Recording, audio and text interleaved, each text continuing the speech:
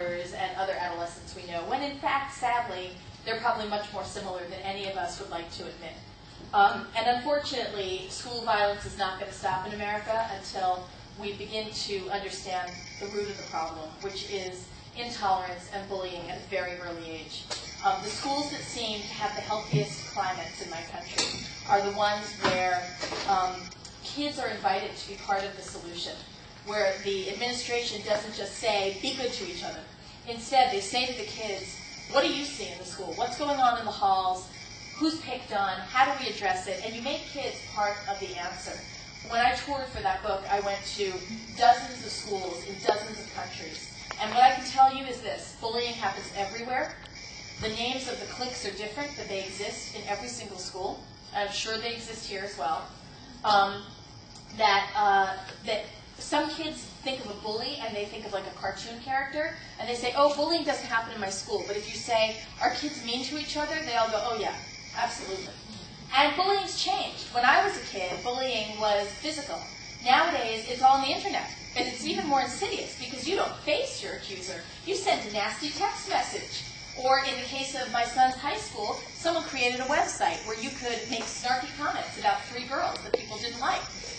And, you know, that to me is a little more dangerous because you're not even facing the people that you're attacking anymore.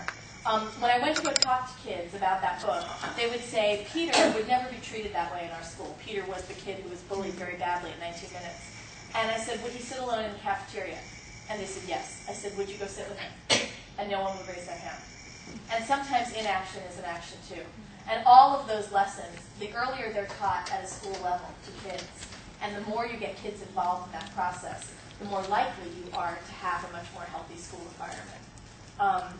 I remember I did one event with a girl who came up and told me about how there was a group of girls who were terrorizing kids in their school in 8th grade. They were 13 years old.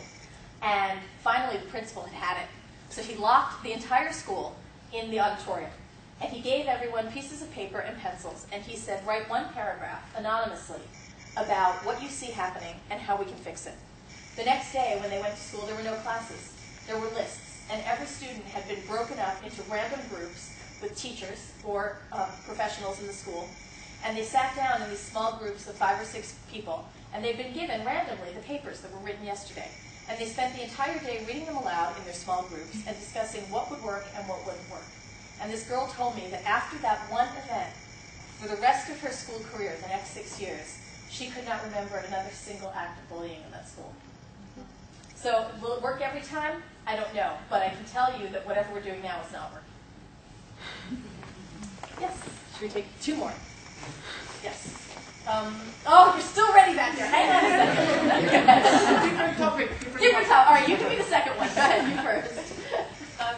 Do you have any idea why most of the school shootings are in the U.S. and not in other countries?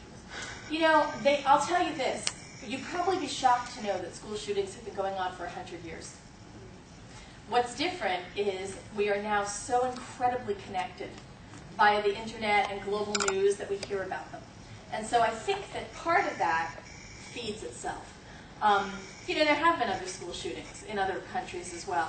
A lot of people bring up the gun culture in the U.S. I will be the first person to tell you, yeah, it's a lot easier when you have access to a gun to commit a shooting. However, you don't need a gun. There was a kid who was arrested, I think it was about a month ago.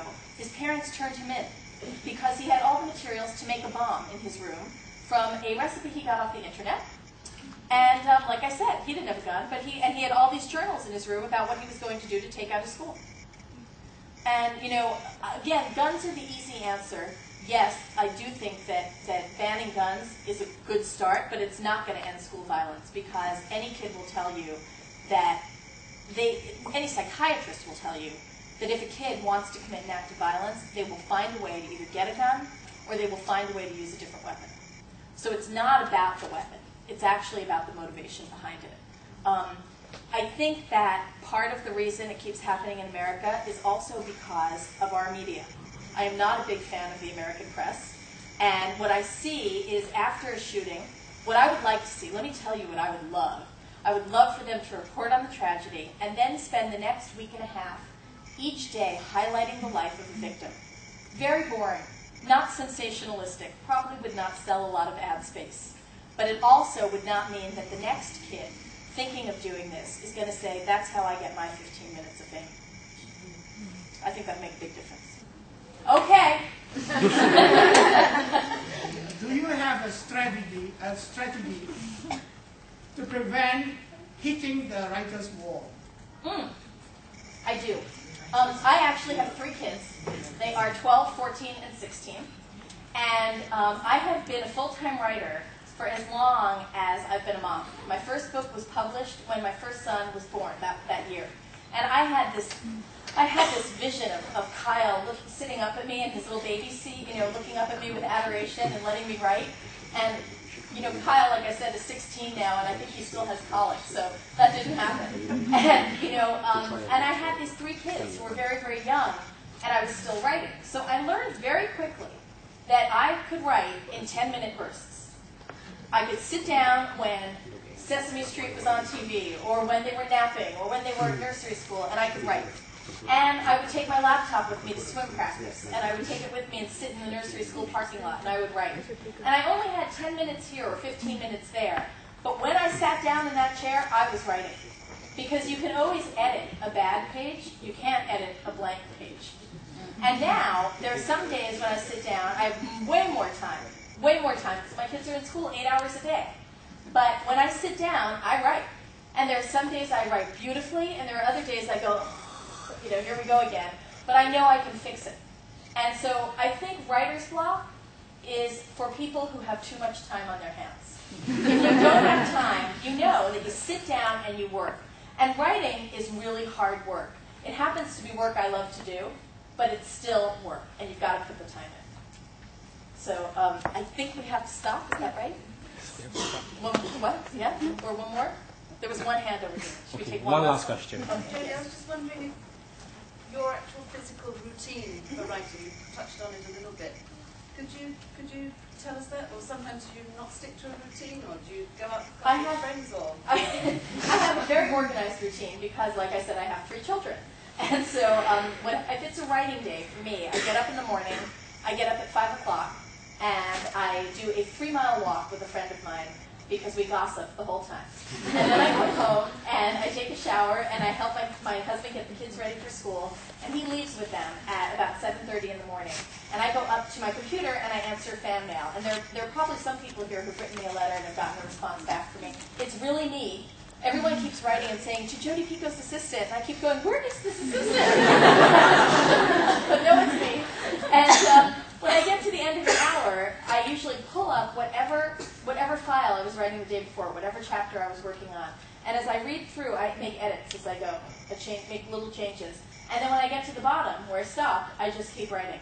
And I keep going until about 3:15, which is when my children come home from school, and I magically turn into mom again. And that's pretty much how it works. I work the whole time that they're gone. And I usually don't eat lunch unless my husband, who is truly a saint, brings it to me. Thank you all so much for making me feel welcome in Singapore, and I'm happy to sign with you.